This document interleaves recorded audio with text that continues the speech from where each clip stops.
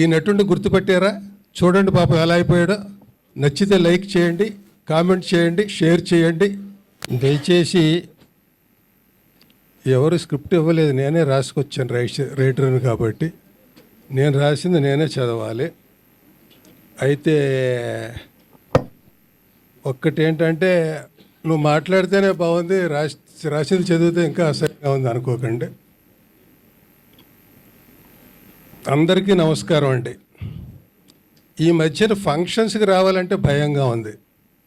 Car ఆగి దిగుతుండగానే జనం చుట్టుముట్టి వయసు 70 వచ్చి కొంచెం కాళ్ళ నొప్పులు వచ్చి నడకలో చిన్న తేడా వచ్చినా సెల్ ఫోన్స్ గన్స్లా ఎక్కువ పెట్టేసి షూట్ చేసేసి ఈ నటుడిని గుర్తుపట్టారా? చూడండి పాపం ఎలా అయిపోయాడో. నచ్చితే లైక్ చేయండి, కామెంట్ చేయండి, షేర్ చేయండి. నానా బేభత్సం చేసేస్తున్నారు. దెబ్బ తగిలితే రక్తం కారక రసం సాంబార్ కారుద్దా అన్నట్టు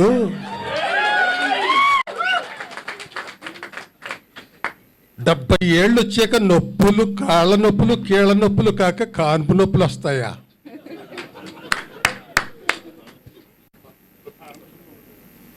అందరూ బ్రహ్మానందంగా అయిపోతే హాస్యం బ్రహ్మ పదార్థం అయిపోదు.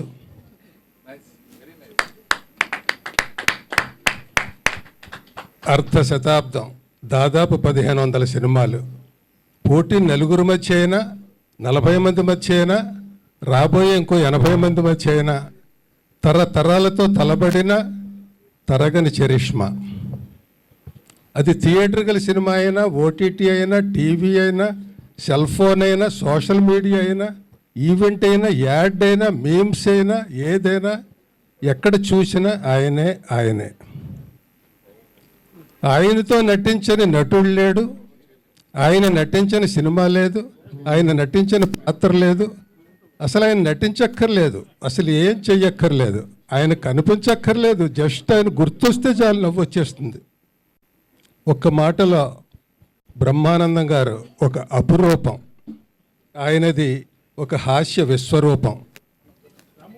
ఆయన పలికిన మాటలు రచయితగా కొన్ని నావైనందుకు, ఆయన పక్కన నటించినందుకు, భావాలు పంచుకున్నందుకు, నవ్వులు పెంచుకున్నందుకు, ఈ బహుదూరపు బాటసారి మహాప్రస్థానంలో కలిసి నడిచిన అడుగులు నావే 4 ఉన్నందుకు మురిసిపోతూ, శతమానం భవతి శతాయుః పురుష శతేంద్రియ ఆయుష్యేవేంద్రియే ప్రతిష్టతి.